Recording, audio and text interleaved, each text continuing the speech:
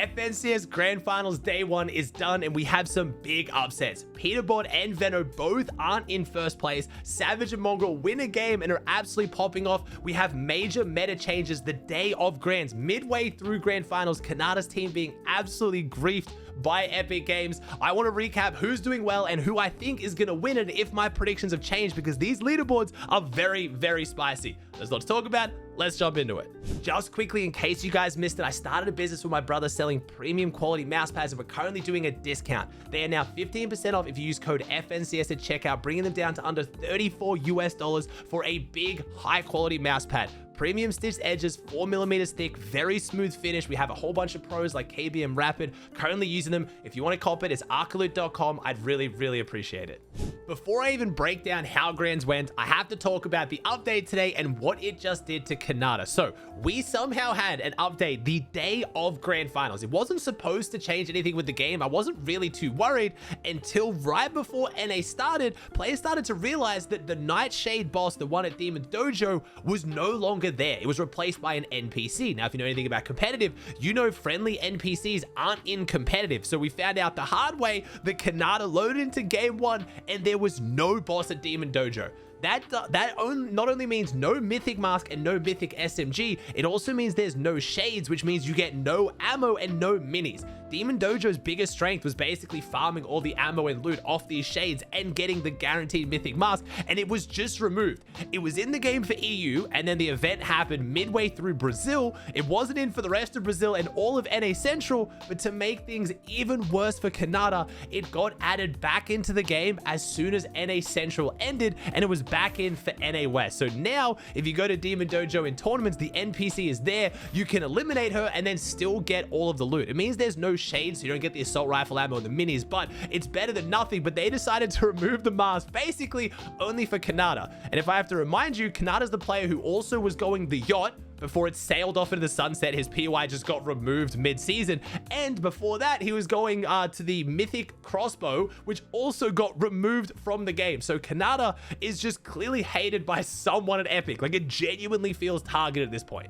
All right, now let's break down the leaderboards. Let's go through who's doing well and who's struggling. Now, NA and EU, we do not have Veno and Peterbot winning. You saw the title, you heard the intro. Somehow the two clear favorites coming into FNCS aren't in first place, but it isn't over yet. But I need to clarify, there is no multiplier for day 2. A lot of people are getting confused. Previously in FNCS, there was either a 2 times or a 1.5 times multiplier for day 2. There was also a wrong leaderboard format earlier this season that was showing the elims were 6 points in day 2. That is also incorrect. We have the exact same scoring format for day 2 as day 1. So the comeback is going to be tough, but it is possible. So let's break down the NA leaderboard first. We have Aegis, Acorn, and Poyo in first on 512 points, almost 100 points clear of Peterbot, Ritual, and Cold. Now, there's a whole bunch of, like, you know, different records we're trying to hit on NA this season. A lot of people talking about, is Peterbot going to be the first ever 4-peat FNCS champion on EU or NA Central? Do we have potentially Cold winning the first FNCS 3 chapters in a row?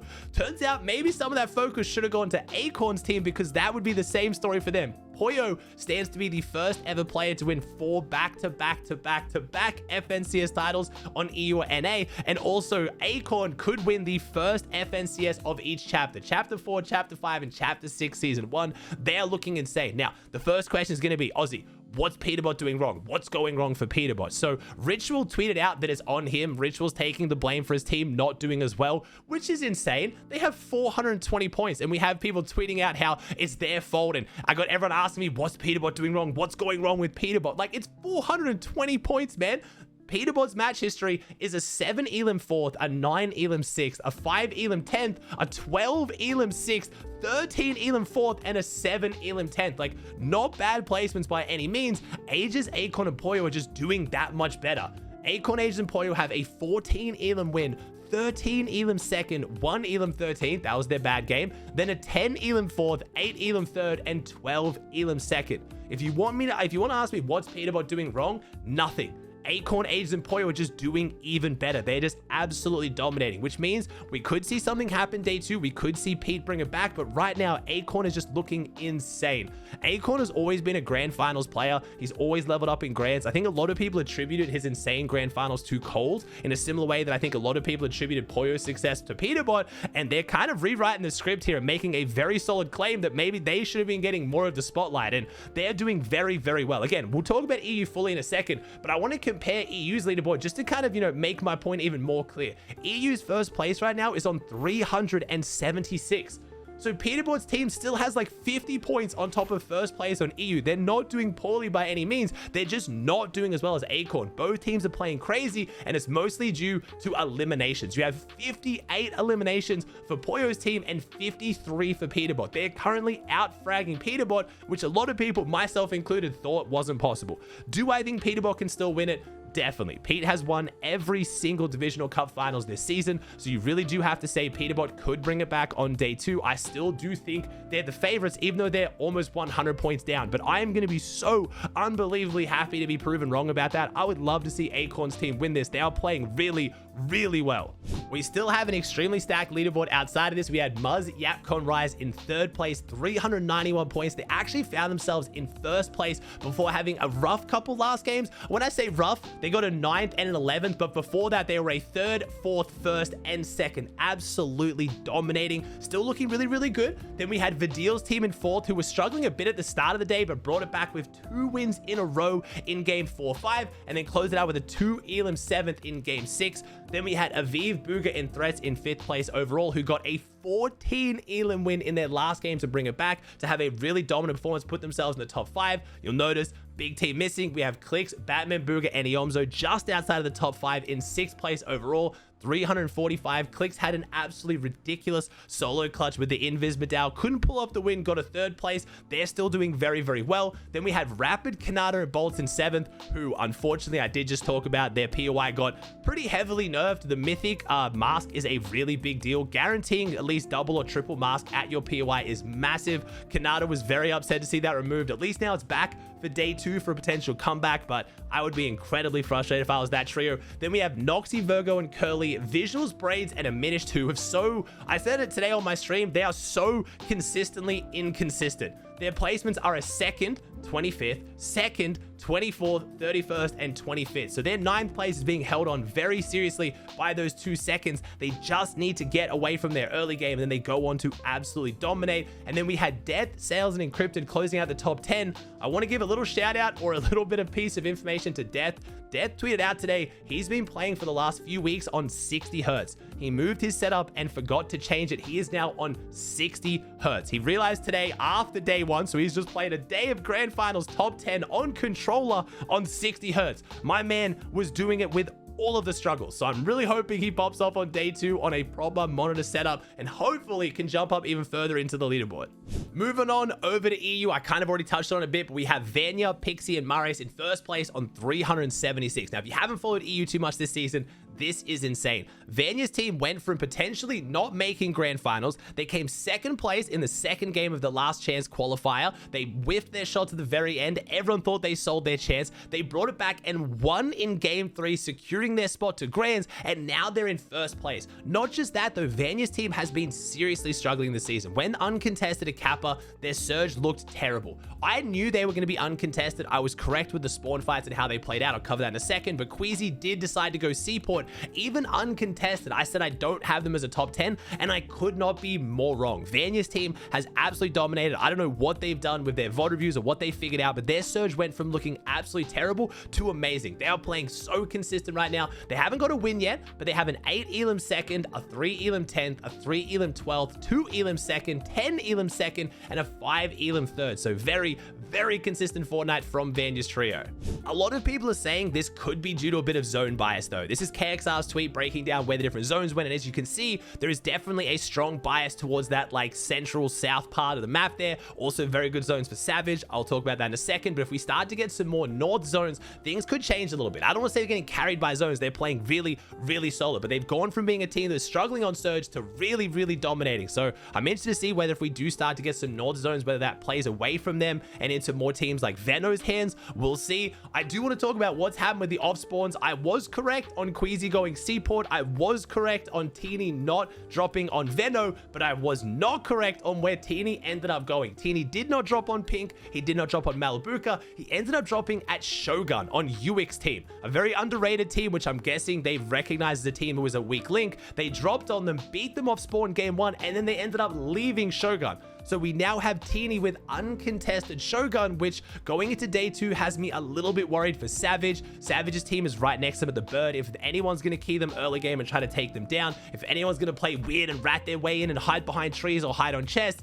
it's going to be Teeny. So I hope that doesn't play too much against Mr. Savage on day 2. But if you're wondering about how the drop spawn shaped up, that was it. The other off-spawn fight I have to talk about, because I'm not going to break it down at the top of the leaderboard, we have the Frenchies, we have Akira, Podesai, and X-Sweezy versus Kami, Seti, and Hari, and oh boy, that has been a very ugly one. Seti's team is currently in 31st place. They lost 4 of the games on spawn. Game 5 was kind of like a third party. They didn't really go down to the Frenchies, but they did go down. So they've only won 1 of the 6 games on spawn, and they're basically getting instantly cleaned up by like 3 other teams every time. So both the French teams and Kami's team going to have a miserable time of things. Despite winning all those games on spawn, Akira's team is only in 22nd. So it is just a full drama grief fest. I don't think either team's going to leave on day 2. I think teams are still going to third party, and both of them are going to do terrible, and it's just going to be this giant toxic, I don't even know. So I can't believe Kami's team is currently been losing that often on spawn. I had them in my top 8, knowing they were contested, because going into this, they'd won 3/4 of their off-spawn fights. I think it was 27-9 or something,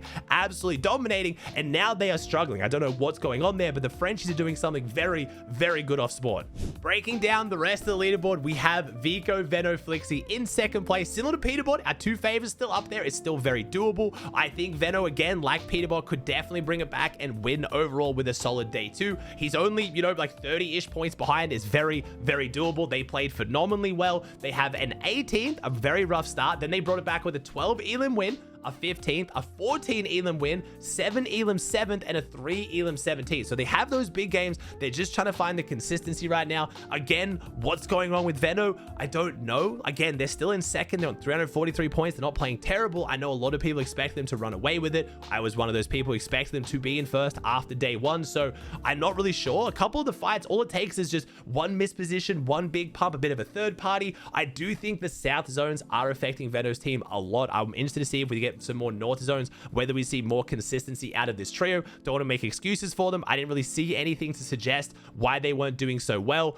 They were very, very hyped every time they won. Their vibes were amazing. The big channel uploaded both their 14 and 12 elim wins on Twitter. They were hyped as always with Vico. He was gassing everyone up. It was exciting, but I don't know why they're struggling with consistency right now. So in 3rd place, we have iDrop, Sky, and Scroll out of the field. Our Nordic trio on 334. They've won 1 of the games and have a lot of consistent top 10s. Only 1 game where they fell outside the top 10. Then we have Pix, Dam, and Damus in 4th place. I've been gassing them up. This team is super, super underrated. Have almost no experience in lobbies this stacked and are still showing up massively on Grand. Super proud of them. Then we have Swizzy, Queasy, and Mustache, who are in 5th place. Well contested. Ended up dropping Seaport like I talked about. Mumsy's team, the team contestant, is currently in last place on 16 points. So Queasy absolutely dominating. He also did have a bit to say on Twitter about iDrop's team pushing in and contesting them. Started saying he was going to drop on iDrop to grief them. Not really sure if that's going to play out that way. We'll see. Queasy does get pretty heated on the timeline. I didn't see him drop the fields a single time, but definitely getting annoyed at iDrop third partying their fight. Then we had Ping, Wox, and Malibuca from uncontested night shift. Started off the day very strong, got some high elim games. Started to kind of, you know, fade out a little bit. Then they got a 3rd and a 5th, a 12 elim 5th in their last few games. Then we had Country, Finnick, and Apple. I've been hearing a lot of analysts hype these guys up. I know Coach Harry's been gassing them up. I should have listened. They are looking really, really solid in 7th. A super underrated team. Then we have Chris, Teeny, and Skivvy, like I said, out of Shogun, doing very well. Comeback, Blaha, and Mixon out of contested Shattered Span, the bridge. And then Yako, Nako, and Kyrie, the Spaniards, to round out top 10. But We've got to include 11th. I put them 11th place on my prediction. It was a bit of a cop-out, let's be honest. I put them there because kids were going to flame me for not being top 10. But Mongrel, Savage, and Pans are currently in 11th place, and they got a victory royale, a 7 elim win in Game 3. We have officially seen Mongrel and Savage win a game in Grand Finals in Chapter 6. Panzer actually has the second most amount of damage done of any player in the lobby. Panzer is absolutely dominating. I'm really excited to see this team do well on day 2. I'm a bit scared because, like I said, the zones really did favor them. I actually got a chance to talk to Savage after day 1. He was happy with their performance. He said he's gonna be really happy with the top 10. He's hoping they can get some good zones. He is a little bit worried again about the zones pulling north, and a bit worried about Teeny lurking around their drop spots. We'll have to see, but hopefully they can hold on, because it was really fun watching them get a win.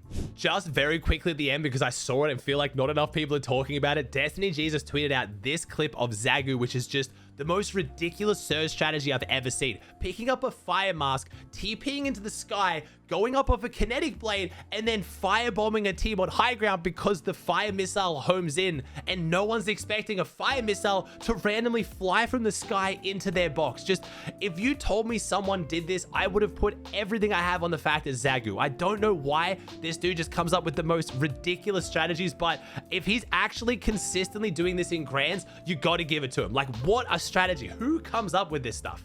I haven't been talking about the region very often since it came back, but I do have to mention NA West, because we have one team absolutely dominating, and no, it's not Epic Whale, it's Barker, Pars, and Pump, who won 4 of the first 6 games, finishing on 471 points in a single day of Fortnite. Whale, unfortunately, is no longer the king of West. He's in 3rd place overall. Could still bring it back with an insane day 2, but Defiable is a little bit closer to taking down the new kings of West, but 4 out of 6 is just absurd.